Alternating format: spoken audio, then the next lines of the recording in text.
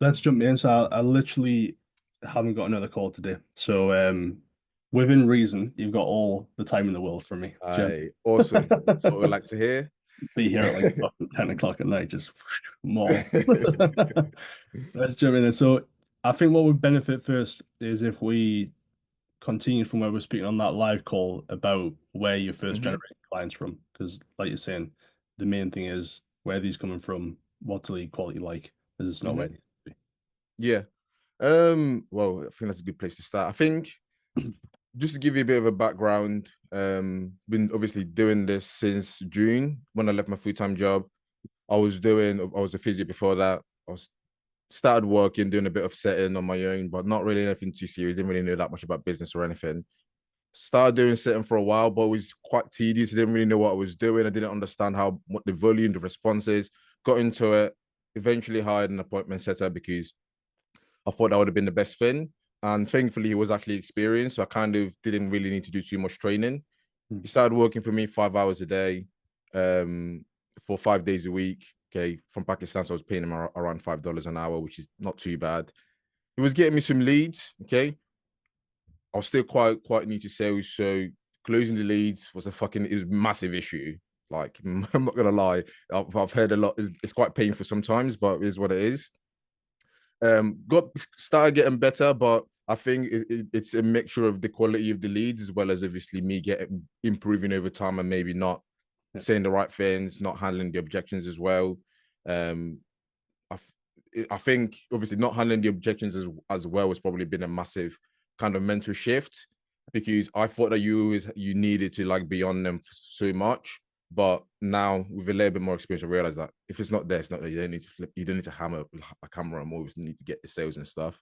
And I think there's a lot of other stuff that you do in the pre-frame helps as well. Yeah. So that's a little bit of the background. The in terms of numbers, just because I know we're gonna probably get onto stuff like that, I and then I'll get literally onto just wrote down on my piece of paper numbers. no worries. Nice. In terms of the numbers, so October, September is when I started really tracking it properly. Yeah. Um, I had like was this 33 calls booked. The That's between the September and October. So Mhm. that's and then what was the show rate? 78% show rate, and I think the sales conversion I worked out was like 9%. With schedule rate was like 18 From percent. everybody that showed up, the closing rate was 9%. I believe so, yes, from what I've worked out on here, which is not the best, but like I said, the qualification of the leads and stuff is not great. In terms of the what I see, I'm still learning at that point as well.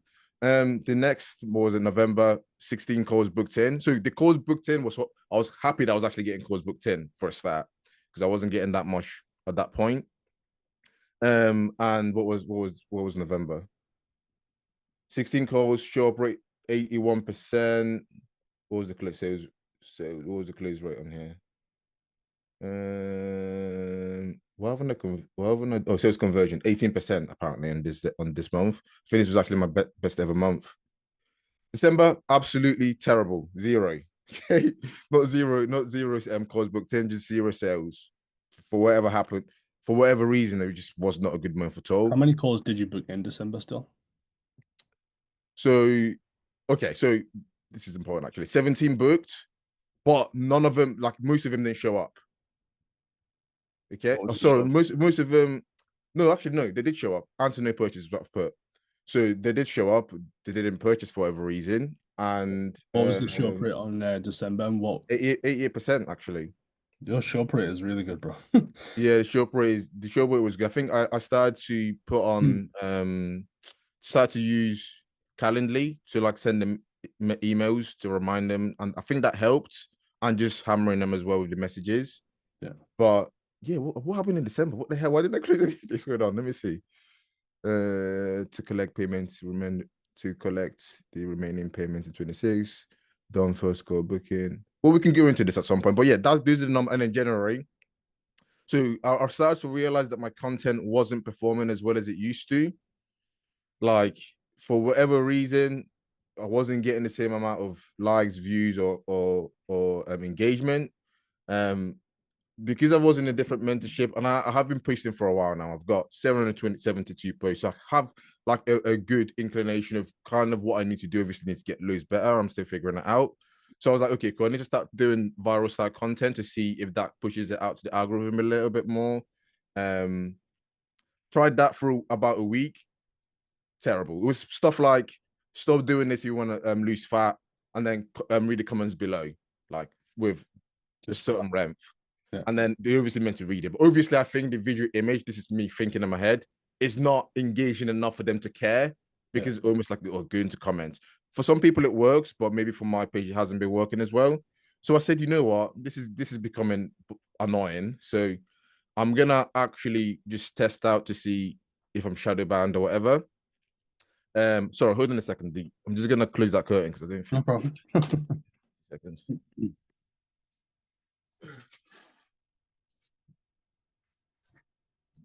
So, where was I? I'm giving you a lot of information here, but I think it's important that you understand the context.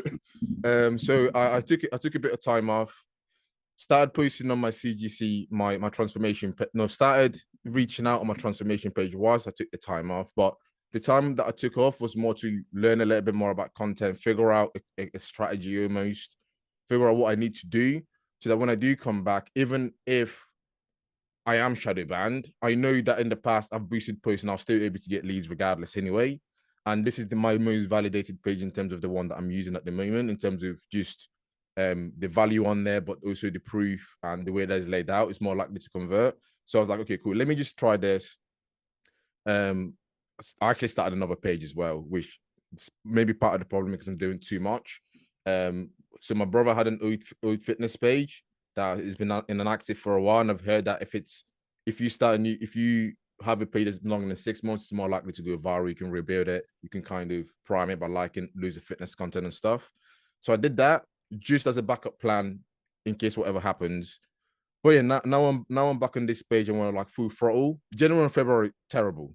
Yeah, like didn't close any deals. Okay. Well, I think more than being busy and doing too much, you're trying to solve the wrong problems. So it's like a lot of coaches are really busy, but they're really busy on the wrong things. Yeah. Like you're gonna have bottlenecks in your business where if like you solve that, you move forward, you're gonna hit another one. You solve that, you move forward, you're gonna hit another one. It's very obvious what it is. It's your closing rate. Like that it's the end of that pipeline. So it's like if you think of your pipeline, it's a bit like a bridge, and the lead and the pounds are on this side, and your bank account's on this side. Yeah. Come through the conversation, the book a call. Great, we're booking calls, happy days. First one ticked of the bridge. Next thing we do, we need to get them to show up. That show up rate's fantastic. Please don't change your fucking thing. So that one's ticked. Yeah. The last thing is getting them to pay you, and there's just a blockage there that's stopping the cash from flowing through, which is a really, really good place to be, mate, because you're at the last hurdle.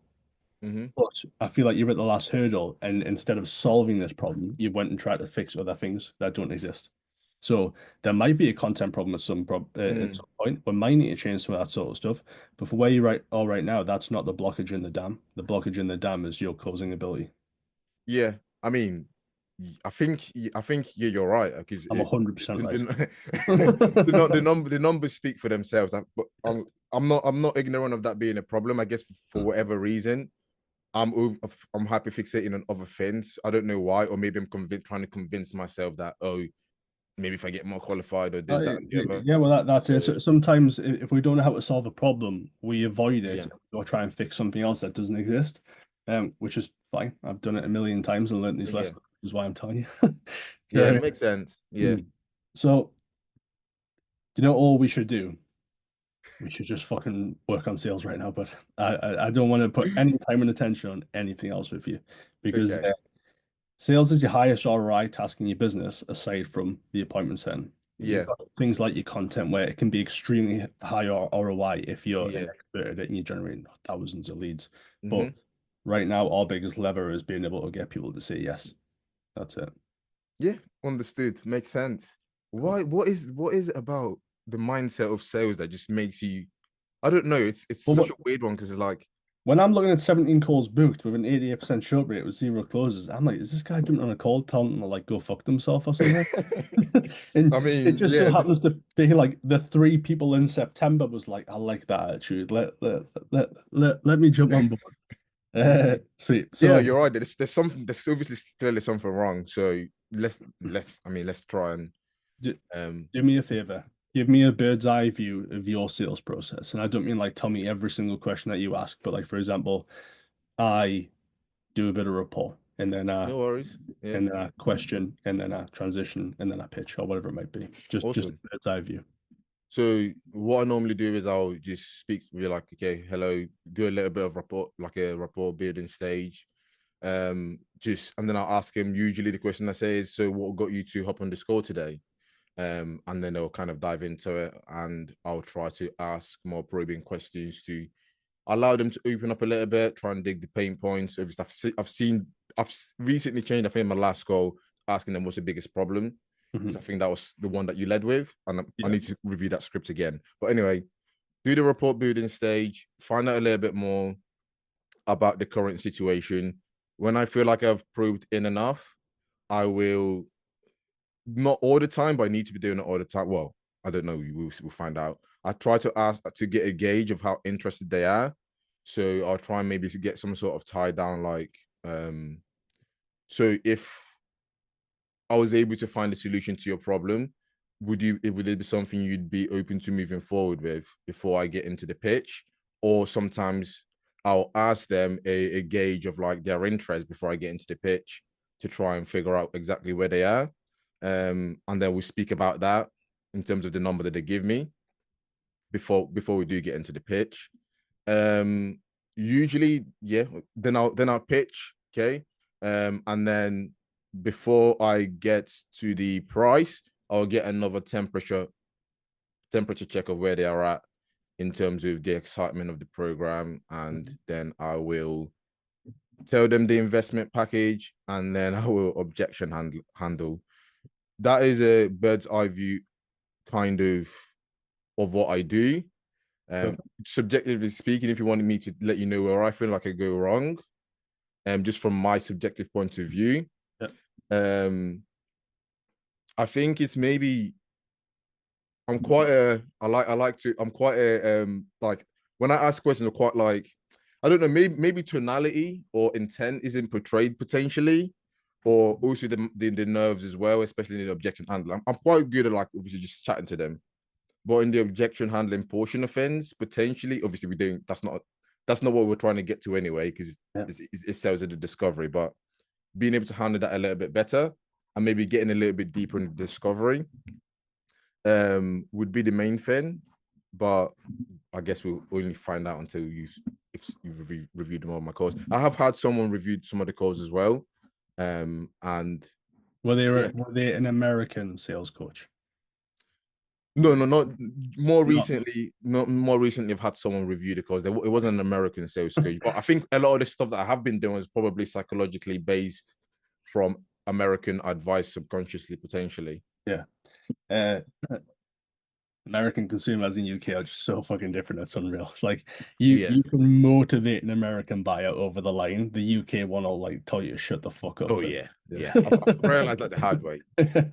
So quick question, price point. What's the base price point? Is it a in full? Is it a monthly or So I was doing 250 per month, 750, and then what was it like for 6 months, like 1650 or something. I've changed. I feel like I've changed it up recently, and I haven't actually been on a call recently, but that's roughly around the price point, like 250 per month, roughly speaking. And I would normally pitch. I'd normally, yeah, I used to do pitch all three, like 250, 750, and then 6 months. Or and I used to pitch a year as well, but then I removed it all and just did just two. yeah. And in the future, I was debating even just doing just one of like 6 months and then seeing where that goes. So that's roughly around the price point I'm doing. But more recently, I've started like changing up a bit because I start getting a little bit um confused with what the price point should be in terms of like getting people in the door. But Yeah. So if we the reason I ask because if we were doing like, 2K packages, 3K Yeah. packages beyond, I'd be like, yeah, 20% close rate, 30% close rate, that's fine. We're probably it's still making sense there. But if we're doing 250, we definitely need that more in like the 60%, 50, 60, 65, 70, like great. Hmm. Fantastic. So quick question. Do you feel like you speak a lot during the discovery phase? Like, do you have that backwards and forth conversation with them? Um, it's a good question. I didn't know. Do I speak a lot? No, I don't know. I don't think I necessarily speak. I like to try and ask questions that lets them speak, but definitely do try to build up on it as well. Yeah. It would be a hard one to answer without me having to rewatch some of my calls again. I would rewatch some of them and pay attention during the discovery phase, how often you're speaking, how often they're speaking. Yeah. Be like a 90-10 split, realistically, or a 95-5. Most coaches, because they're coaches in nature, coach people through a discovery phase. And they sit there Hmm. and agree and they explain questions and why I'm answering this thing or asking this thing. When in reality, a sales rep wants to ask questions, so they coach themselves through that Yeah. by asking the questions. So something like I was reviewing one of the one clients calls the other day. In a simple change, he was saying, um, "Oh, I get what you're saying. You want to do blah, and you want to do X and Y and Z, but you haven't done that in the past because of so and so and so and so." Like he's coaching them through that. He's saying their opinion, Yeah. opposed to saying, correct me if I'm wrong, but what I'm hearing is you haven't done this because of X, Y, and Z. Would that be right? And Mm. it's like, oh, you haven't done this because of Y, X, Y, and Z. You know, why do you think you haven't done that within the last 5 years? What do you think the blockage is right now, and what's going to be different going forward? You know Yeah. what the answer is. They're a fucking idiot, Jack. Like they just Yeah. need to take a step forward and do something about it. But in terms of a sales process, you only ever sell somebody 100% when it's their idea, not yours. Hmm. Yeah. Yeah. Let's go through the sales script and I'll see where you are in terms of that. And let's start adding one or two things in that I think will make the biggest impact. Because a brand new from start to finish Hmm. script is a lot to take in. So I think it would just be a case of adding Also, uh, pieces. I honestly think you were right as well with the British/American psychology keys. Yeah. It doesn't work. No, because they're just different. They're different buyers. I mean, like the majority of Yeah. our clients used to be from, at one point, like America and Canada. Like I know how to sell to them. Yeah. Also, at one point, it was all UK people, and it's different. Do you know what I mean? Like I say, you can literally motivate an American over the line. They also love offers and different bonuses and stuff, whereas the UK person just it doesn't. It's not as sexy to them. Do you know what I mean? It Hmm. doesn't really appeal as much. Let's jump in then. So. I noticed that you don't frame. You just build some rapport and you go straight into the discovery phase. Oh no, I let them know how I usually let them know how the call is gonna go Okay. after the So it report. is there. There is a frame at the beginning.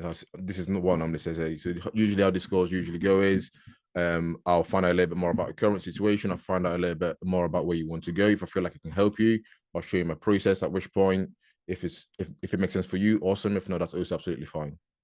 Cool. Awesome. Sweet. That's totally fine. As long as we have a frame that's there. And Yeah. to to me, I just want to remain in control. That's the whole point of the frame here, is laying out exactly what's going to happen and getting their confirmation for that as well. The Hmm.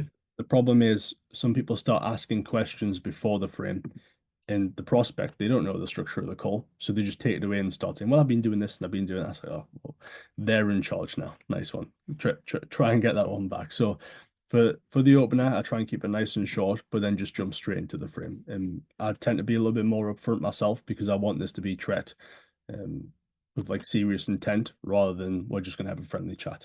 Because Yeah. it I've had it a couple of times with I ramble on too much. I'm like, what is going on? Like, if I uh, say the words to you in the nicest possible way, John, this is not going to be a therapy session. I do want this to be to the point and direct so I can give you some solutions today. Does that sound fair enough? If you ramble on, I can then go, John, I'm just going to interrupt, but we're going way off track here, mate. And Mhm. I've got 40 minutes to get you a solution here. Do you mind if we just bring it back a little bit? That wouldn't Mhm. feel weird because of how I framed the call. If I'm like, oh, we'll Yeah, just see how things go, and then I'm like, dude, shut the fuck up. You're gonna yeah, go, oh, like that doesn't yeah, feel right. So to me, I would just have a strong frame where it puts you in charge. And I like how you've changed the question to what obviously I would say, which is just go straight to the problem. Because again, yeah. you don't want somebody going, let me take you back to 1945. Do you know what I Oh mean? yeah, 100%. What do you think stopping you from seeing results then? And you go straight into that thing. When we're coming through the discovery, which, like you said before, mate, is the most important part, what information are you looking for and what are you taking note of? So with the discovery, I'll obviously try and just dig deep with what the like what I'll just try and get them to open up a little bit and dig deep with what the problem is. How do I actually explain what I mean? So if they're like, okay, so I've been trying to lose this weight for this amount of time. Okay, so what do you think has been holding you back from getting there? And then they'll answer that, and I'll be like, okay, so how do you think more recently they've been trying to ask more impact-based questions? Because sometimes when you're in the situation, when I'm in that situation, when I'm speaking to them, you forget, you know that you're meant to be going deep, but you just forget the questions to ask. But as soon as someone more recently mentioned to me, it's about the impact. How does it affect? I think that's something I started doing more recently, maybe not as much before. I used to always default to go in. So, how long has this been going on for? Because I thought it allows you, but there's other ways of potentially doing that as well. What do I normally obviously do I normally ask? Um, Obviously I try to find out when I can if they've worked with someone before, but I didn't do this as much as I need to. Just from reviewing the calls. Um, Their problem is the first thing that you're looking for. the problem, yeah. Is there anything else that you're looking for? What obviously their goal, what they're trying to achieve, and normally try to get, um, how that would affect them, and also cost of inaction as well. I try to get. So what would they think they would be if they didn't do anything about it? Cool. That's it. So That's a those solid. those are the main things really that I try to get out. Yeah, that's a Um, solid base. But the three things that we want is we want the problem, if you're like, why you not where you are right now? What's the yeah, bottleneck in your mind? What they really want, their true desire, their goal ultimately, and then the pain that that's causing. yeah, The problem is the thing that you're going to solve in the pitch. The want is the thing that you're going to promise them by solving X problem, and the pain is what's going to push them forward to doing that because the gap between here and there is so big. That's yeah. it. So realistically, as long as you've got these three things written down and they're filled, you just go into the pitch. That's it. So if Mm-hmm, I knew what your problem was, sales, yeah. mm-hmm, I knew what you wanted was just like do hypothetically. I knew that you wanted one-to-one sales training with me on a weekly mm-hmm. basis. Yeah. And I knew the pain was that you are losing thousands of pounds a month because you can't close people. Yep. I'm Say gonna that be again. like, I ain't got any more questions. That's it. I'm done.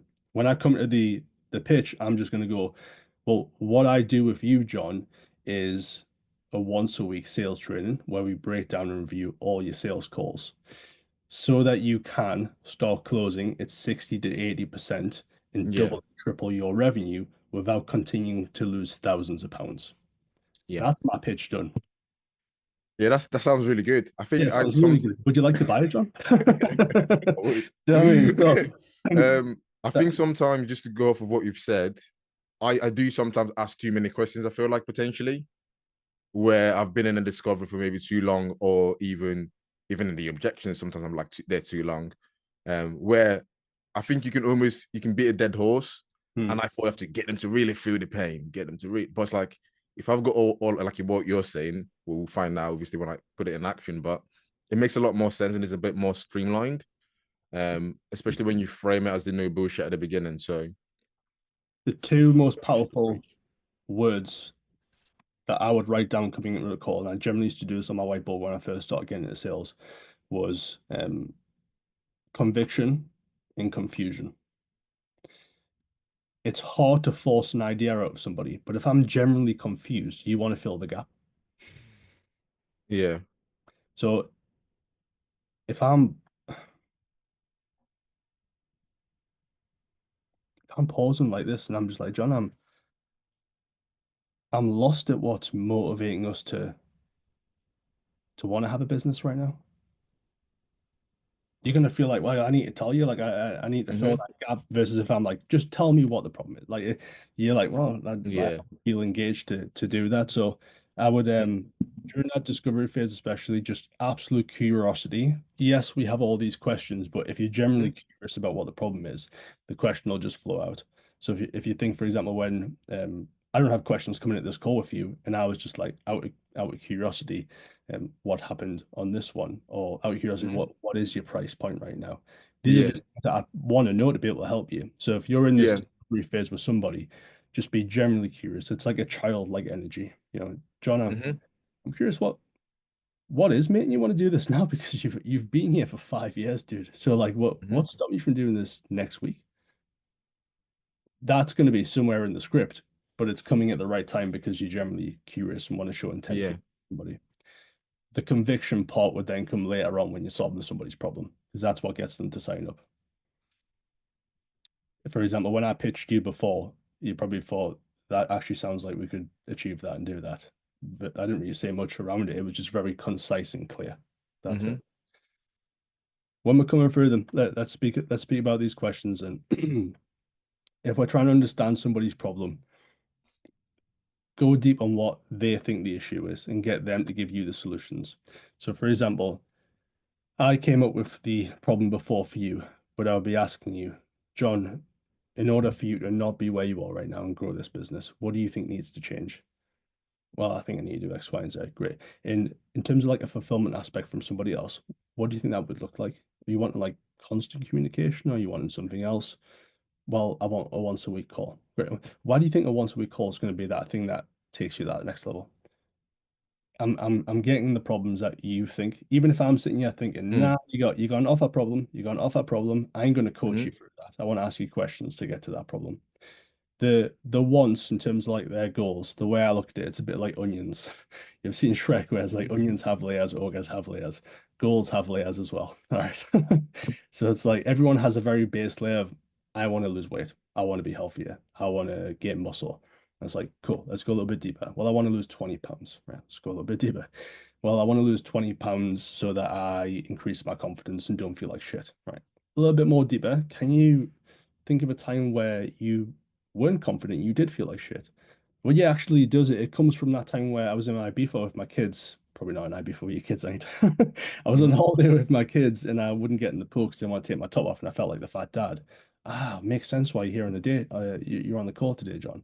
So it's like to me, there's multiple layers, but we just have to be curious around why. It's like that annoying child that just keeps asking why, Hmm. and but in a curious manner. Pain, like you say, is the things of how long has this been? What other things have you tried? How much have you invested on this already? And you're still where you are right now. Like these things that we just push the gap to you're here, I'm here, I have the solution to get Hmm. you. Yeah. The discovery phase, mate, really can take anywhere from 5 minutes. If somebody's just like word vomiting all their problems on you, you can just fill that shit out as quick as possible. Mm. To could take 20 minutes if it's a little bit more of a deeper discussion in terms of Yeah. really twisting that pain. I would break everything down in terms of what's coming out of your mouth to get Hmm. that data or generate feelings. That's it. Most most coaches coach. So they'll say, this is why, or I would do this, blah, blah, blah. Coaching isn't right now. This is just gathering data, data being I've tried X, I've tried Y, and I've tried Z. Yeah. Feelings being, is it okay to keep trying things that aren't working? Mm. It's just one of those two things. Yeah. Any other questions with that discovery phase? No, that all makes sense. I think the biggest takeaway is trying to obviously get them to tell you what they feel like they need. I don't think I do that enough. I didn't necessarily think I overtly coach them. Sometimes I do obviously fall in the trap of giving them advice. But I think that as well as just keeping things concise, I feel like my calls definitely go on for too long. Sometimes like an hour and a bit. That's Um, fine. Yeah, do that. Sometimes it takes an hour if somebody just needs okay. that a little bit longer. Yeah, but I would say most calls are going to take 30 to 40 minutes. A Mm-hmm. good quality call where you're having a solid discussion with someone. But you know, if it takes that a little bit longer, it's totally cool. Do you know what I mean? Okay. Yeah. D- Don't overthink it sometimes. Yeah. It, it just takes somebody a little bit more to get off their chest, dive that little bit deeper. Never feel never feel rushed to move forward with it either. If you generally don't understand what the problem is, what they want, or what the pain is, just communicate that to them. That's it. Mm-hmm. Because at the end of the day, this is questioning to go into a pitch, and it's very hard to pitch somebody when we don't have these answers. Because most coaches go into a pitch with like a pre-filled pitch of what they do and how they do it and all that sort of Mm-hmm. stuff. But that's a product. Like I know your coaching is a product, but like they don't want to see it as just a base product. They want to see it as bespoke and custom. Mm. So, for example, when I pitched you before, that might be my pitch done. I'm not going to mention that we also do a 3 hour business breakdown when we first start. I'm not going to mention that you get access to the portal and the community and all this other stuff because I don't need to, because that's not your problem. Your problem's just this one thing, and we're going to solve that one thing. Mm. So that's what this is for. Is just really understanding like what do they want from this, and I would boil it down to the most minute details as well. Yeah. John, when you talk about accountability, bud, and how you don't have it right now, what would the perfect accountability formula be for you? Mm-hmm. I'm not sure. Well, are you wanting like somebody to drop you a message every day or have a once a month call, or are you the type of guy that's going to expect me to knock on your door every morning and drag you to the gym? Oh no, I think what I would need would probably be like a check-in and just somebody there to do that. Oh, great. And do you think those things would be what you need to give you that accountability and build up that internal self accountability eventually? Yeah, 100%. It's exactly what I want. And I'm like, Yeah. I'm literally going to regurgitate that when it comes to the pitch. I'm not going to change any words. That's it. But that's why Yeah. we have to get them to speak and tell us exactly what they want. That makes sense. Makes sense. Where we It's very interesting to hear about the pitch. Obviously, I've seen this before when you did it with Charlie, but the fact that you can just say, what I'm gonna do is help you with what you've said, yeah. so you can do this, and that's it. Because at the moment I've got like slides. It's Yeah, like I know. going through nutrition, accountability. It's like so it would be quite nice to be able to do that actually. Sounds good. People, it works when you've got the right person in front of you that wants everything on those slides. But when you've got somebody on there that isn't interested in anything apart from this one thing, they feel like they're paying for something that they don't want. Mm. And I learned this when we used to have like an in-house chef for the online PT. We used to have an accountability coach and this and these webinars and live. And I'd be jumping into the pitch and like this person's told me like they don't want help with these three things that I'm going to bring up and they just want this one thing. So you get to the end and they're Mm. like, well, what would be the price if you took those things out? And I'm like, well, nothing. Like it's just one complete service. Mm. Do you know what I mean? So Yeah. it just gives you the chance to pinpoint and really see what that problem is. The we'll come to the pitch part in a second, but the beautiful thing about the what I do so that you can without can fit into anything. Mm-hmm. But I have well, it's empty. I have a coffee cup in front of me. Yeah, my missus makes me a coffee every morning because I literally get up, go in the shower, jump on a call straight away. Yeah, Mm-hmm. if she was pitching me or making me a coffee every morning, it would go, what I do is make you a coffee every morning so that you can go in the shower and start your day's work without rushing around. Mm-hmm. And I'm like, that sounds like a great offer. I'll take that. How much does that cost? Yeah. Nice. I hear you. I hear you. Yeah.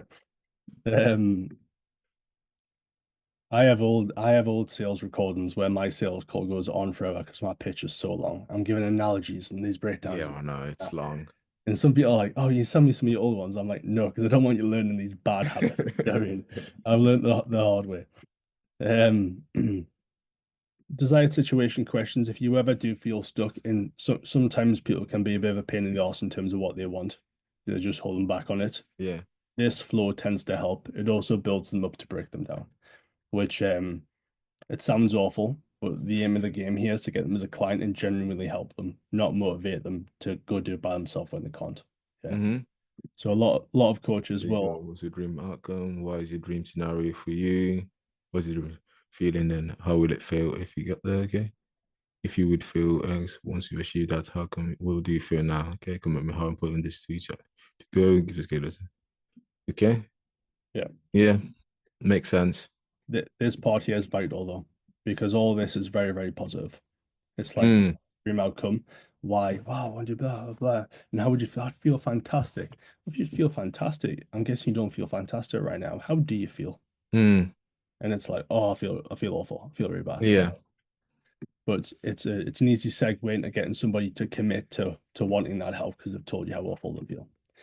Um, these questions right here, which is what you were speaking about before, the pre-handling objections. These are vital because if you miss one, that's what the objection is going to be. So Okay, what's moving to do? It's up right now. Okay. if you think about these, if you throw these in all at the end, it's going to feel very, very weird. You Yeah. you just need to be smart around throwing these in, bud. So if we're so happen to talk about how long they're struggling with this for, that's when we throw this in. If we look at like the partner at the bottom and they're speaking about accountability, great time to bring a partner and surround you with Mm, areas of support. Not great to go time. Well, do you really want to go think about it? Like, how much do you spend on okay. that? You have to like dot them in. Yeah, otherwise, like a Is lot. this guy reading? Is he reading from a script? But something that you said at the start of the call, which was about that tonality, and that's where you have a script, but you want to get a tonality where it feels like it's off the top of your head. Yeah.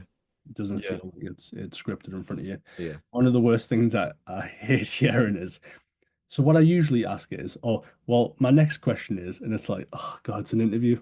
It's a fucking interview. Like nobody's The relaxed people at what, an interview. people say that in an actual call. Yeah.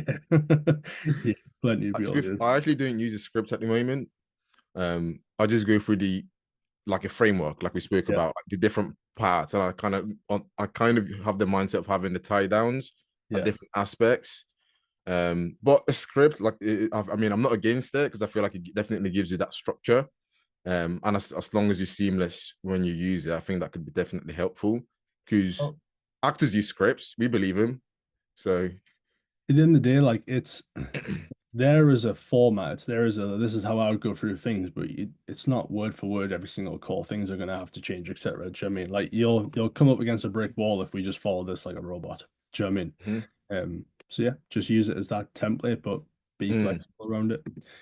What's the most common objection that you get? Is it around price because everyone's saying no or finances, yeah. cool? I've had some stubborn ones before that were like, yeah, overwhelmingly finances. I'd probably say is the biggest objection. Cool. Um, I know you've watched that one with Charlie where I speak about I the have way to not never get a thought of that price before. objection. Made a It's lot of save them. sense. Yeah. Yeah. So if you think of how I pitched you before, we're going to work on sales so that you stop losing the thousands of pounds a month. Hmm. So like if I was to come round to the pitch and you're like, great, how's all this work? And I'm like, John, it's £1,000 a month. And the great thing about this is we're going to save you about 2 grand a month after the first 30 days because you're going to start signing up with a 65% close rate. And you're like, well, that sounds more reasonable than paying £1,000 a month. I'm gonna make 2,000 instantly by doing this. So we Hmm. offset it by saving you money. Yeah. Yeah, It's a saving very you. good pre-frame that I've never heard anyone speak because more than likely if you're overweight, they're spending food and something every week. Calories in free. Do you know what I Everyone does, to be fair. mean? So It's got to be somewhere, but so the best time to bring this up is normally when somebody speaks about nutrition, and you can just ask the off-cuff question of, "Oh, nutrition. Do you eat out often, or?" Yeah, like once or twice a week. Is that like quick grabs? Are you like a big takeaway guy, or I'll tend to get like takeaway on family on Friday? Just out of curiosity, how much does that cost? mm. Oh, it's probably about £100. Yeah, £100. God, well, I know that's 400 quid straight away.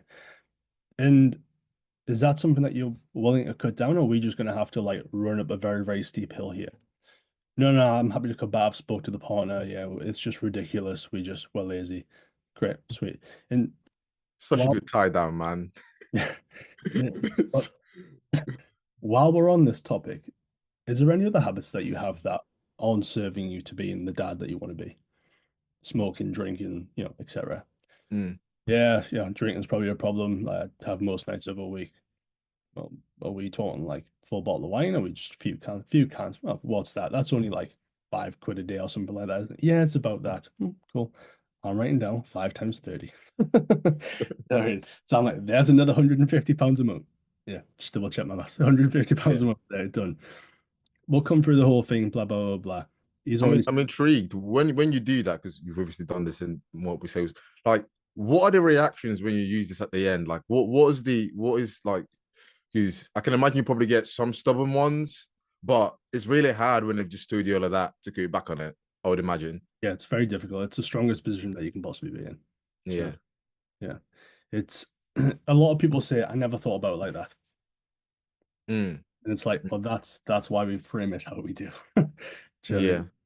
So when we're asking them, is that something that you're willing to give up? We want to put it in a very strong light of, is that something you're willing to give up to be the dad that you want to be for your kids? Mm. It's like hard to say. I don't want to give up a few cans of Stella to be the dad that I want to be for my kids. Do you know Yeah. what I mean? And then I just plant the seed, and this is just a very small plant, and we just breeze over it as if it's nothing. So, I mean, John, let me be upfront. I'm looking at my numbers here. 400 quid on takeaways, 150 quid on drink every single day. I mean, if you cut back on these things, you're gonna save a lot of money, bud. And that's not really the point of this program. The point of this program is to put you in the best possible place for yourself and your family. But I mean, if we can do both, man, that's a total no-brainer for you. Yeah. I mean, I'll tell you what, let's jump back to the goal. I would just totally breeze over it, plant the seed, breeze over it, gone. Mm-hmm. Then, obviously, when we come to the end, which we'll do in a minute, we then use all that ammunition to go, you're going to make money by doing this, which Mm. they literally will. It's not a lie. Yeah. Do you know what I mean? It's not like we're telling them that it's £500 and it's actually £600 as soon as we send the payment over. Do you know what I mean? It's Mm-hmm. it is what should happen. But we come through these, and then you do a little bit of a temp check, don't you? How does your temp check come out? Is it a scale of 1 to 10, or Yeah, no, on a scale of after the page, like with everything I've just said, just to get a bit of a gauge of how you're feeling about the program, how excited are you on a scale of 1 to 10, with 1 being not excited and 10 being over the moon? cool, sweet? What do most people say? Like around 8, 7, 8, sometimes 9. All right, well, I mean, yeah, around that range. Cool. I don't know what the average number is, but If probably I 8 say is the average if I number. say 8 to you, then what do you reply to that? If I say, oh, about an 8, Okay, I'll say, so what would it take for us to be, and what's stopping us from being a 9 or a 10? probably just that I don't know the price right now. Okay. You don't know the price right now. So apart from the investment package, does this program seem like something that will help you get to the goal that you want to get to become a better dad? Yeah, perfect, ideal, sweet. I just want Awesome. I just wanted to double check that you were evaluating on whatever number they say. If they say a 1, 5, or fucking 10, we're just asking why. You know, why? Awesome. That's spot on. But I like to cover a little bit of social proof if possible as well. Because if you can start getting them to sell themselves on the idea, that's like seamless. That'll be ideal. So before we read back the points, John, did you see some of the testimonials? There's obviously an abundance on the page, but did you get a Mhm. chance to look at any of them? Yeah, I've seen X and Y and Z. Oh, great. And based off Michael's one that you're speaking about, do you think we can get you something similar, or do you think you're just totally different? Special snowflake. You're special, bro. And they're like, no, no, no. Of course I do. They're so amazing. Blah, blah, blah. Great. What makes you think that though? Like, what if Michael's the special snowflake? What if he's like the Messiah? Mm. Well, no, because he made it simple and blah blah blah. Oh, awesome, dude. Well, let me just read back the points. So if I've missed anything, we could add it on top. There's a book called Never Split the Difference. Have you heard it before? I have Chris Voss. Yeah, sweet. Just recently downloaded it on Audible. Listened to a So little bit of it. If he rereads back the points of a terrorist, you should do it on a fucking sales call. Do you know what I mean? So like, if he's going like, yes, like I'll get you an 18-inch pizza and a private jet with a full tank of fuel, and like you're just making Yeah. them feel very understood, like somebody's Mhm. listening. The one of the biggest things is like you're jumping on calls with people that don't get as many DMs, time, attention as Mhm. what you do every single day. So having somebody sit for 35 minutes and genuinely listen and read back all their points, maybe the first time it's ever happened to them, well, in their Yeah. life, maybe. Do you know what I mean? So Mhm. it's a huge point for it. We then just go into the mass what's the word, conviction in terms of like based off anything I've had, everything I've seen, and the fact that I've helped hundreds of guys just like you get these results. I know for a fact that I can help you. And just pause there for a bit. Do you want me to run through the solutions that I have to fix your problems right now? Mm. Yes, they're after it now. You're in the hot seat. I think inside the portal I've named it I am the captain now. You seen that? You seen that Yeah, captain. film? Classic, classic. Yeah, because this is the switch. Yeah. Yeah. So as we were coming through, when you come to pitch them and you bring them through your sales deck, then how long does that take? How long does it take you to get from start to finish of that pitch deck? 15 minutes, 20, 15 to 15 to around 15 to 20 minutes, I'd say is average. Probably 15 minutes would be the average, I'd hope. That's a good too longer than too much longer than that. What was the first question I asked you at the start of this call? Can't remember now. Exactly. Yeah. Neither can I. It's too long ago. So, so when you go for a 15-minute pitch, they fucking forgot the first thing. Yeah. Yeah. So we really want to make it as condensed as possible so that they remember all the value and it's very easily digestible. Yeah. Okay. I would have it in this framework. If we always repeat the problem, you're gonna have pillars that you might have training and nutrition and support and accountability and a pillar of education. You Hmm. don't tell them, well, my pillar is this. We just solve off problems. So we go, John, based off the notes that I've got here, I think one of your biggest issues right now was the routine and structure around family time and still seeing results. I tell you what, let's tackle that straight away. So what I would do for you, John, is I would just do it all for you. Hmm. The training, the nutrition, the setup, the habits, the lifestyle, so that you can lose these next 10 kilograms and be the dad that you want to be and should be for your kids without feeling lost and off track like what you currently do. Yeah. Is that what you're looking for, John? Somebody just to take the reins Hmm. and solve this for you? Yeah, 100%. And do you think that solves the problem of the lack of routine and structure and ultimately results because of that? Yeah, 100%, man. And is there anything else that you wanted from a routine and a structure standpoint, or is that a complete solution? Nah, that's literally everything. I haven't talked about your training program. I haven't talked about like meal plan versus this versus that. Hmm. I'm just saying I'm going to do all of this for you, which is the highest level Hmm. of thank fuck. Yeah. Yeah. If I said to you, I'm going to start doing your sales calls for you, you'd be Yeah. like, how much? Jerry, Yeah. when you're doing online fitness coaching, you are generally doing that for them. You're building out the whole training program. You're doing all the nutrition for them. You're planning out the habits. It is a Hmm. very done for you part. Do It you is. Yeah, you're right. know what I mean? This thing right here, the analogies, we just employ these when people are a little bit confused. So if somebody's like, and does that solve the problem? Yeah, I think so. A little bit of uncertainty in your voice there, John. What's the thing that we're uncertain about? Like how does this like actually work though? Oh well, I guess it's a bit like going into a car dealership and you go for the fastest Lamborghini that you can see. Like, oh, it's great, fantastic, but you've got Mm. kids and it's only got two seats, bro. So in this case, that's like buying a generic training program and getting the lowest calorie meal plan that you can possibly find. Like, it's gonna work. The car's fast, but ain't gonna work for you. So what we're gonna do is go for the nice Aston Martin that does have the convertible back end, but also has a stereo for the kids and the four seats, so that we can get there in a timely manner, but without falling off track or crashing and burning. Does that make sense? And it's like, yeah, that makes sense because it's a story. People buy into stories. Yeah. If somebody's more of a logical person and you're getting that feeling from them, aka like they're maybe they're an accountant or they're like a mathematician and they're like, just tell me what I get, then you might go, well, how it works is I build out this training program and do X and Y and Z.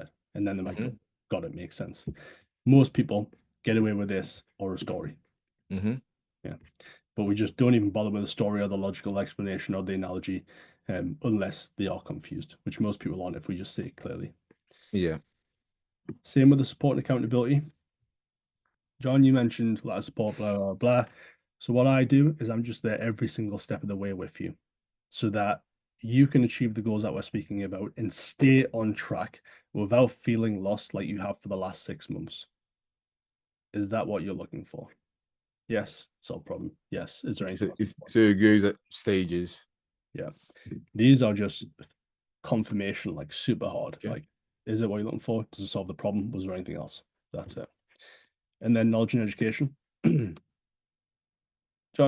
one of the things that you mentioned is that you want to do this long term. And having said that, you're going to have to understand this to a degree.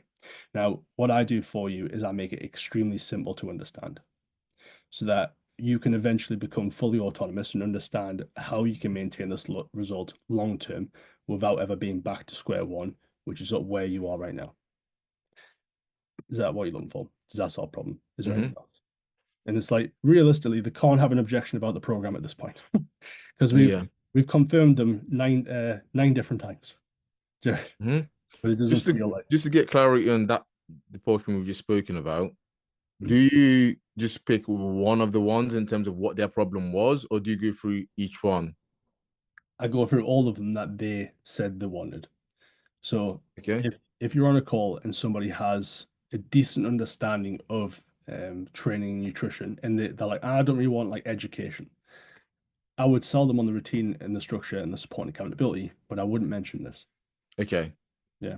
Which is what I was saying to you earlier, where it's like when I pitched you, I said, here's the sales training. I think here's the poll and here's this and here's that. Because you might be, I'm not interested in that. I don't care. Yeah. And it'll come with it, but we just hit upon what they want. That's it. Okay. Makes sense. And then, like you do, we just temp check them again, 1 to 10, but we just try and make it extreme. So, like, 1 is like, go fuck yourself. I hate your face and your breath stinks. 10 is, this sounds like a pretty Add good humor in there. It helps. It sounds like a pretty good deal.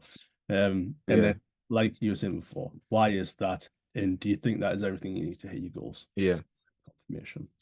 Something I've heard recently about that, I don't think I've done it yet, but it's asking them why. I think I might have tried it once. Why isn't it a 1? Yeah. And then they'll sell you in the program a bit more before you go up to the 10. And that's what I'm saying. Every single one, 1, 5, 10, doesn't matter what it is, we just have that why or why is Just it explain. Yeah, true. Yeah, just explain into it. Like I every time somebody would say a 10, I'd be like, What? Yeah, this will give you an opportunity to actually I'd be like, dude, the last 2 calls have given me a 12 and a 15. I was hoping for a bit more, but out of curiosity, why are we a 10 out of 10? Yeah, and then be like, well, it's just stuff I can give, but it just ends on a very nice, relaxed note. Yeah. Yeah. So I like that. the next steps, a lot of people throw this away at this point. So if you think about like a holiday trip, if you're going to go to Bali, they just tell you how amazing Bali is and how what the weather's like and the tropical paradise, whatever. They don't go, well, you're gonna have to get a taxi that's gonna take 35 minutes to the fucking airport. Then you're gonna have to stand there for 3 hours, and then this and that, and then you get a pint. All right, so it's all. Yeah.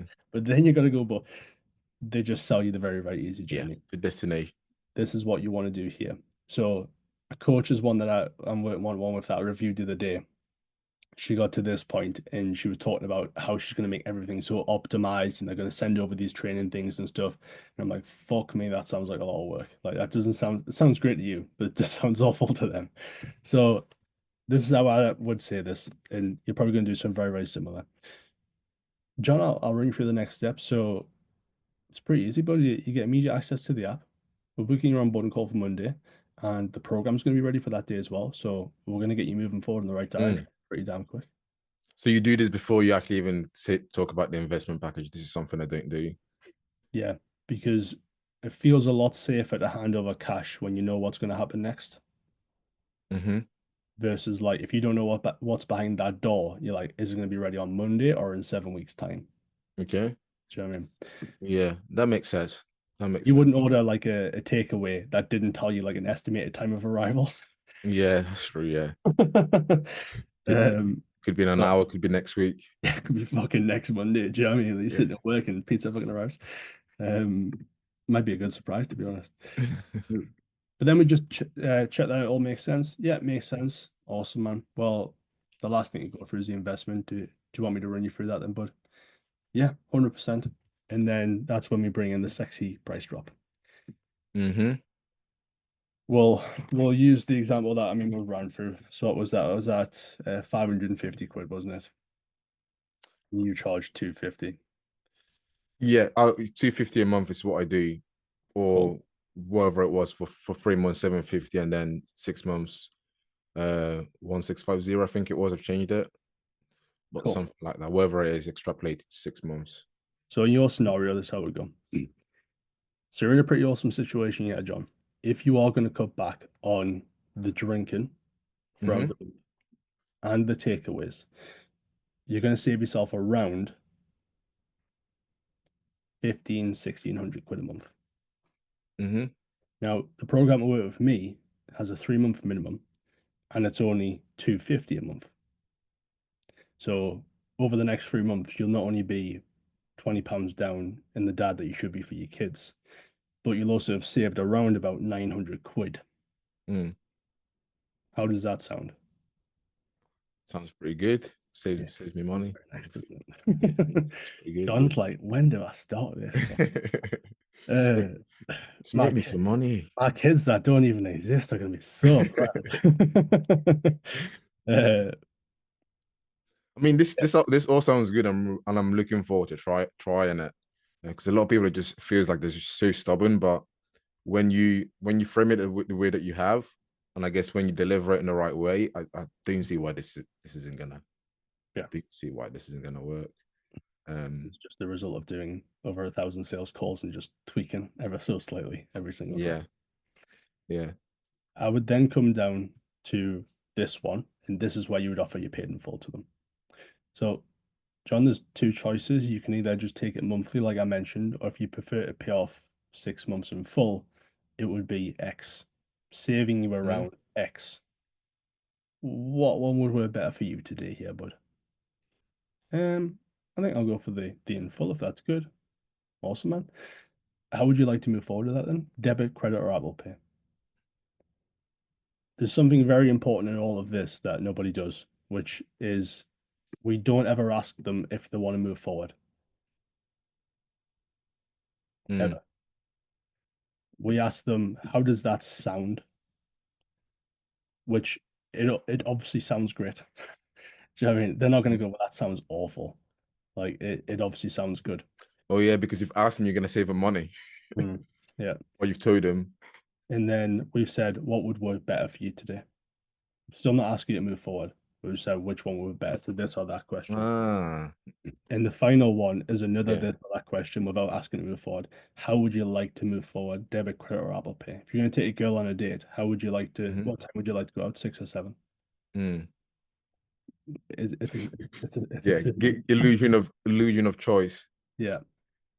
And when we ask very hard commitment based questions, would you like to get started? Would you like to move Yeah. forward? You're really asking somebody to jump off a bridge that might have been sitting on that bridge for 5 fucking years. Like they might have been out of shape for their whole life, and you're Mm. asking them to 100% make a change today.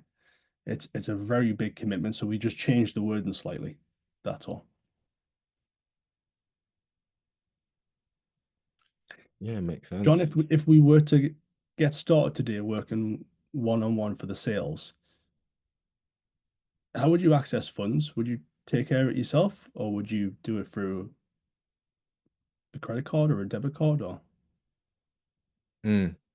You're thinking, well, which one would I do? Not do I Thought want you to? were asking me for real, and I was I like, know "What's that's going what I'm on?" saying. I thought That's that what was I'm saying. good. I was I'm like, not just is it's an he example. bitching me right now? That's an example of Nah, I how hear you. I hear you you. just Yeah, position it to the point where you're like, yeah. let me have a think. Um, Obviously after that, we then come into handling objections, which Yeah. really, all this is done nicely.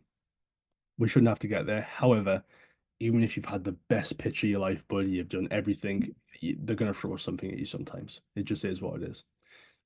Handling objections to me is just having a conversation. That's all. And the more relaxed you are, and you can show that, the easier it's going to be for somebody else. Yeah. If you can see somebody's a little bit uptight, one of the best things you can do is tell them that they look uptight, and that's totally fine. So if Hmm. you're like trying to, let's say you got somebody on a call and they're trying to push you off, and yeah, I've got to go do this, do this. I'll be like, John, your call like 864 that I've done, maybe 65, somewhere around there. I've done this hundreds of times, but I can say that you're a little bit nervous, and it's totally normal whenever we speak about money and finances. The Mm. benefit that you have, though, bud, is I've done this so many times that I'm super chill and relaxed. Let me help you through this. What's the main problem right now, John? Yeah. The- And that just makes them think like I ain't gone anywhere. yeah. But I've had a couple of escape. You're like, you let me go grab a credit card, and then you just get off the call. yeah, I think I've had like maybe twice, two or three times. there's no you can do when somebody lies to you point blank like that. Do you know what I mean? If somebody's point blank saying, "Let me go grab it," and then they're leaving by, it's like, there's no you can There's do. nothing you can do now. Some people are just a bit rude and disingenuous. Do you know what I mean? When it comes to closing, there's a very negative stigma around like hard closing somebody. I think hard closing sometimes is the kindest thing you can do, but to the right people. So if I was on a call with a single mom who was like absolute dead broke and like she couldn't afford to do this, I'm not hard closing her. Mm. I'm gonna give her as much free fucking help as possible, probably a few free meal plans, blah blah blah, and wish her all the best. And I'm here if she needs anything. If I'm sitting on here with John, who has 10 grand in the bank and he can afford £1,000 Hmm. business program, I'm hard closing you, bro. Hmm. Because like you need this and you can do it. Hmm. Okay. So to the right people, I would 100% just being willing to just push somebody a little bit further, but for like your own moral like sake and being able to sleep at night, just don't do it to the wrong people. That's all. Yeah. Do you know what I mean? If we talk about if we talk about price, which is something that you mentioned early on as being one of the most common objections, let's say that you even get to this and you still have the knobhead going, yeah, I know that you're going to save me, but it just feels like a lot of money every single month. And I'm like, yeah, but Yeah. you realize that we're going to come back next X, Y, and Z. I know, but just can't wrap around investing £250 into fitness. All right, cool. Yeah. Um, John, what were you looking to spend on yourself today from a monthly outgoing standpoint? And they'll continue to be a bellend and they'll go, I don't know, I'm not sure. And you just, Hmm. it's fine, bud. We haven't got that big of a range to play with because it's nothing over £250 because we're not moving forward, are we? Yeah. They're between 200 to 225. And they're going to go like, nah, not really. That's still a bit high. No problem. Let's work down. Was it between 175 to 200? Mm, I guess that 175 mark I probably could have. Cool.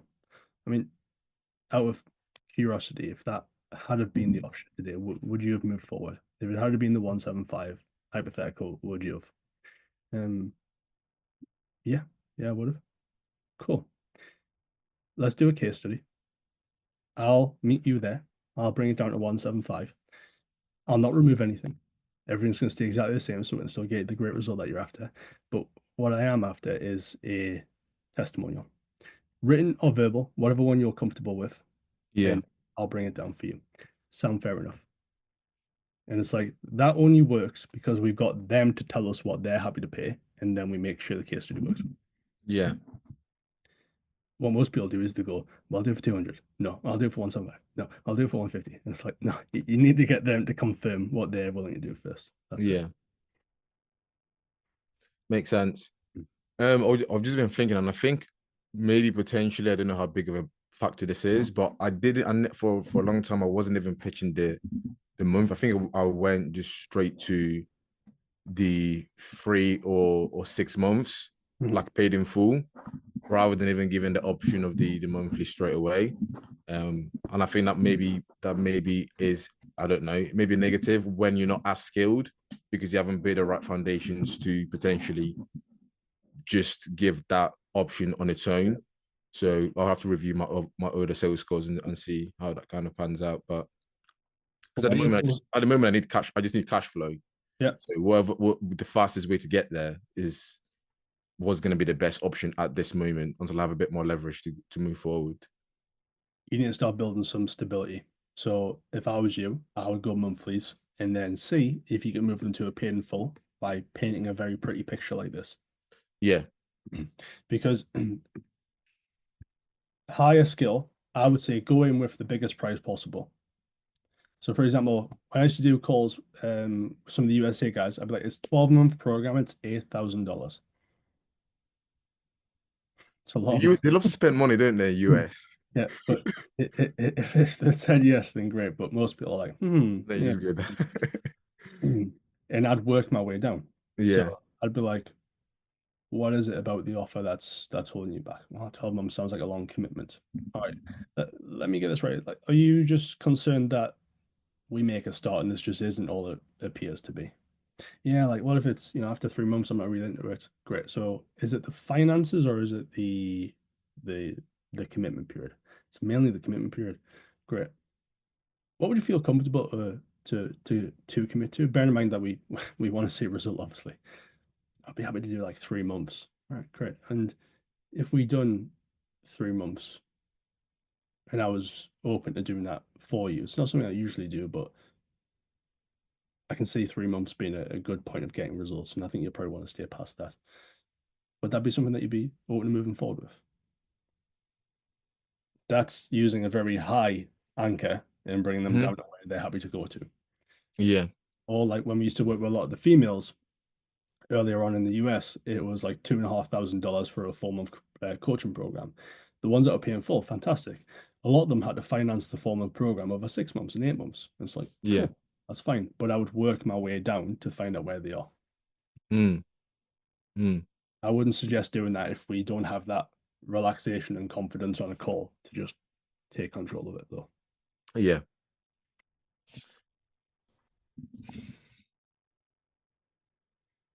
Where's your head at in terms of like from where you are to what I've just run you through? What do you think the major difference is? I think there's a lot of differences. The structure's completely different in terms of just the framing of the questions and the way that the pitch, how do you do the pitch is completely different to what I do.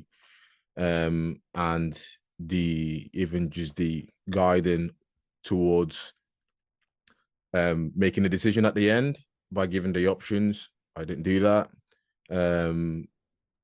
Yeah, it makes sense. Like when I watched this before, I was like, this makes a lot of sense. Like I watched the whole thing. I think in one go, I was like, yeah, I haven't had the opportunity to practice it in full, but obviously the only thing I've really started doing is the bit at the beginning of asking around the biggest issue. So if I start doing everything on here and follow it, and then obviously modify it to fit myself, I think that would be definitely helpful. It's not going to come instantly, do you know what I mean? Yeah, Just build upon it. The worst thing you can do is try and implement all of this right now because you're going to be lost on a call and be like, oh, what's next? Blah, blah, blah. yeah, The next thing I would do for you, bud, is I would just look at the questions and the curiosity behind the questions. That's it. In terms of being curious and asking out of curiosity rather than having questions. yeah. Because I think that would just set you up easier for everything else. And then I feel like once you've locked in some of that and you're finding that you're all really understanding their problems, their wants, and their pains because you're being so curious, then have a look at the way that you do the pitch. Yeah. Because if you try and do everything at once, it's rough, isn't it? Do you know what I mean? No, you can't. I wouldn't be able to implement all of that at once. I think Yeah. the first thing is just to study it, go through it a bit more, have it in my head, and know what to say, how to say it, practice saying it, and go from there. Really, it's just really frustrating because I do feel like I genuinely do some of the stuff, like they keep some of the concepts. Yeah. Um, like I genuinely feel like I do ask like questions that are gonna get them to open up or try to at least, Yeah. to dig a bit deeper. And I frame different aspects, did obviously the report building, the frame, the tie down. In the objection handling, it does sometimes get a little bit like too back and forwardy and too kind of like me trying to close. Yeah. But yeah, obviously there's a lot different there to what I'm doing. So I think I need to give it a go and see how that works out. It's a objection, but if they're being upfront and honest with you, it just takes the right questions to see what they want this to look like. Because like with the offer, you can change the amount, the payments, the terms, the conditions. There's a bunch to play with, and there's obviously something that's stopping them from moving forward. Yeah. So it's just figuring out like what is that thing that's stopping you? Because what most people do is they just try and throw the solutions at people. Mm-hmm. Versus like Mm-hmm. if you look what I've done with the price, I said if that was an option, would you have moved forward today? I didn't say again, would you move forward today? It's like if let's say a nice female walked past and I was like, would you slap her ass, John? You're gonna be like, no. And I'm like, Me too. would you have if she walks past if she ever walked past again? You'd be like, yeah, I would have. And I'm Mm-hmm. like, oh look, here she comes, go for it then. Mm-hmm. Like we just we when we're going through those objections, we just don't we want to ask an opener term and then turn around and go, great, that's an option. Mm-hmm. I remember, Non-assumptive questioning, I guess. yeah. I remember one of the first ever like one-to-one clients I worked with jumped on a call and I was like, yeah, it's 500 quid a month. We're just gonna do like we'll do like a weekly call. And I was like, ah, and I was like, what's the problem, dude? Well, that was, I thought it was just gonna be a little bit cheaper. I was like, what number exactly did you have in your mind? It's like, I thought it was gonna be like about £400 a month. I was like, cool. So it's 500. You thought it was gonna be 400, and we're not moving forward. If it had have been 400, hypothetically, would you have moved forward today? Yeah, I would have. I went, great. It's now £400 a month. I'm not gonna lose sleep over over 100 quid a month, dude. It's fine. And he was like, really? And I was like, really? Let's go. Here's the payment link. Yeah.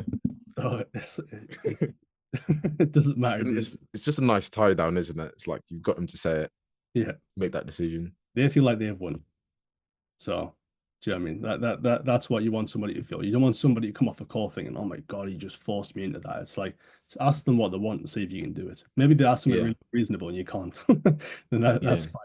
If you're like, Ryan, £100 a month and sales train every week, I'm like, Yeah. And I that's think great. maybe part of my problem now come to think of it is maybe I don't maybe I stick too long with trying to change their mind Hmm. with my terms Yeah. rather than just being like, oh cool, whatever, like what works for you. Yeah. Sometimes I'm like, okay, so I normally prove quite a bit like with, so are you saying is it fine? Like is it fine of when I realize it is fine, I try to isolate that. Yeah. And then maybe I linger on too much with trying to make it work with what they've got rather than being flexible, and potentially that puts people away.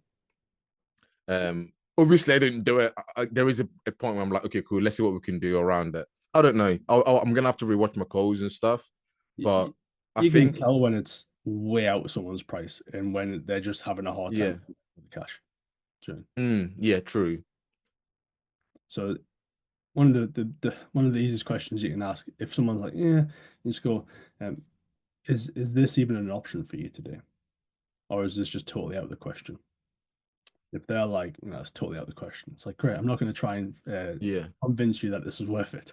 We're going to try and move to something else. But if they're like, yeah.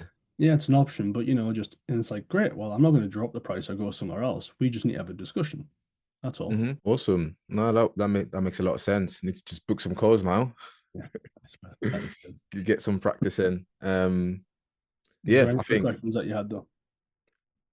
Um, nah, I think you're right. I think I've almost been trying to maybe potentially. I mean, I knew sales was a problem, but maybe I've been concentrating on too many other things rather than just me. really just honing down on that. And now I know what works in terms of the lead getting leads through because I've done it before. I've booked calls in, so I just need to repeat that and then practice this, okay, and then kind of go from there really, and then refine things. I'll go through those courses on school, and yeah, just practice that zoning on that, and yeah, go from there. Really, everything else should fall in place. It literally will. It literally will. You obviously have an acquisition system that is booking calls, but it's just not converting. So we'll just Oh, I was gonna ask you something actually, non-sale related. Mhm. So my setter at the moment, just because the business hasn't been in a great place, I've got him to basically take a bit of time off. He was working last week. I reduced him from 5 hours to 3 hours, just to be working a little bit every day to try and do some code because I wasn't getting that much warm. I've started again. I am getting, to be fair, I'm getting a bit better engagement at the moment. So what would you recommend in terms of that? Should I try and do it by myself in terms of the setting at the moment? Should I get him back maybe after this week, working 3 hours again or 5 hours, and just try and get as many calls booked in with warm leads? Another question I was going to ask you specifically as well is in terms of getting the leads that I want, okay? Because I've boosted posts before where, for example, I did a food shop. This was probably one of my best performing boosted posts. It got me like 100 leads. I put in like £5 a day for like a week, and then I reran that twice. So that was really, really good return on investment from mine in terms of leads. But because it's such a generic, it's a food shop video, like this is a £45 Audi shop to get you in phenomenal shape or whatever. A lot of people come through, but it's not necessarily all of them are going to be interested, but because it's relatable, I did get some of them the conversations going. The question I wanted to ask was in terms of doing the boosted post, what should I make to like say directly as a hook to get decent people coming through? Would you recommend? I think the first point of call is just getting a decent like cost per follow. So do you know what the cost per follow on that one was? I can find out right now. Bear with me. It wasn't anything. It was pretty good. I can't remember it specifically. Like a pound or lower? Yeah, lower than a pound. Cool. Sweet. So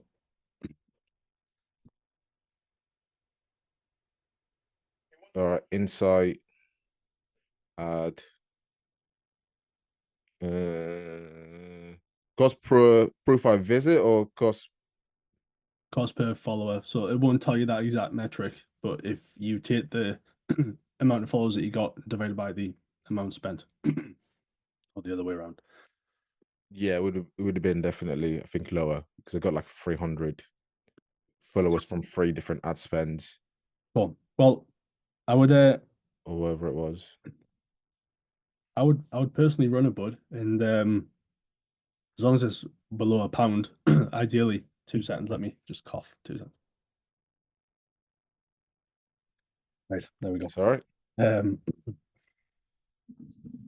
We're getting a pound a lead or lower. We should be able to put calls and make sales off that. If you're converting somebody from a 0.5 to 1% conversion rate on a 250 a month program, you should be in a positive ROI there. Okay. I would be surprised if you ran that and you didn't. So how many times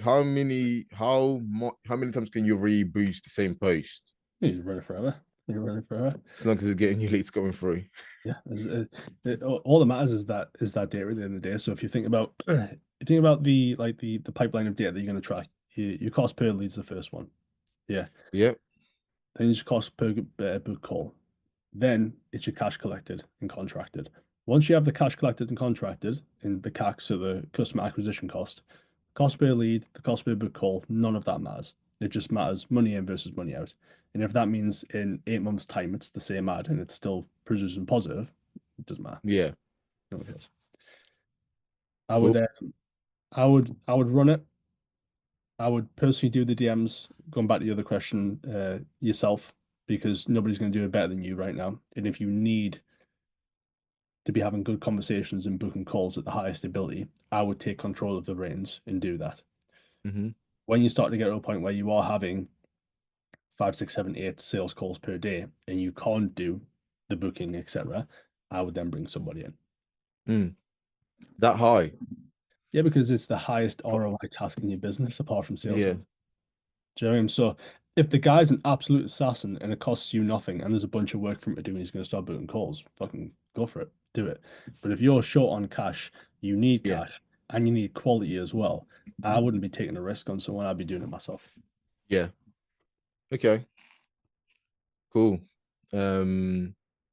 How would you just more in terms of time management aspect of it? Because I feel like I'm doing quite a lot at the moment. Obviously, I'm gonna be practicing the sales because when I do book a call, that's the most important thing is that I close it. So that needs to be a high priority thing. In terms of setting, how would you delegate the time throughout the day for that? Is it just like on the go, or would you block it out?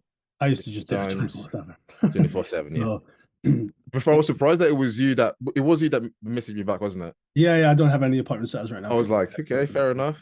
Yeah. I was gonna ask you, is like, am I gonna be speaking to Ryan when I open this on this? Is it gonna be someone else? Who's this guy? I never spoke to him before. Pardon? No. Yeah, like who's this guy? I never spoke to him. No, I don't have any appointment setters right now. Yeah. Nothing. Okay. We used to have 3 when we run the fitness business. Well, Yeah. we had 2 doing the appointment setting and 1 Yeah. doing all the back end follow up Yeah. stuff, all that sort of Yeah. stuff. No, it's just me on this one. Yeah. I can get as many DMs. Yeah. I need to start. I need to, because I think in my brain, I know I can book calls before, but in my brain, I've got like I don't want to ruin my account health. So how many what calls are you, how are you like, are you doing code as well, or like how are you doing it, like, or so we used to get it through ads. That's mainly how we scaled off. Okay, ads. Okay. So we used to get a lot of inbound leads for meal plans. Then appointment setters would come in, have conversations, book sales calls. Okay. So mainly through the boosted engagement that you're still, and that keeps you busy throughout the day. But that would have, yeah. We obviously don't run it anymore. Yeah. Well, yeah. There used to be about 250 to 350 brand new DMs a day, leads coming in. Okay. Which is more than enough for them to be busy and not be sitting on their ass. Awesome. But yeah, for right now, but I would just take control of it again. I would yeah, take control of it. Make sure that you smash out the DMs. Ultimately, the biggest thing that's going to make the difference is the time of response. If you can be on it and sharp with somebody and reply fast, it's a bit like if you want fucking ice cream, you don't want it for 5 hours, you want it for 15 minutes. Then yeah. So reply to somebody quick, get the call booked in quick, and then smash out that sales call. Cool. Makes sense. All right, brother. Appointment setting and sales is gonna be what I'm doing for the next. Yep. Till I start getting some more cash. The thing is, like, the fitness business online it's just a sales and marketing business. It's just an acquisition business. It is. And I know if everyone focuses on the product, and there's fuck all difference between a $5,000 fucking fitness coach and a £300 fitness coach. Like, it's just not. Apart from maybe the psychology of how they talk to their clients and motivate them. They basically get a meal plan. They pay for accountability at the end of the day, don't they? So it's like just message them every now and again. Yeah. Just update your program every week, or and then you're good to go. So literally, it makes a lot of sense. And also doing the marketing and the sales, you're gonna end, if you get good at that, you don't have to do the delivery anymore at some point. So I'll remove myself as quick as possible from it because I hate it. Yeah. Hence why I'm not doing it anymore, and I'm here talking about this. All I like talking about is marketing and sales. That's just what excites me. I don't like talking about meal plans. I hear you.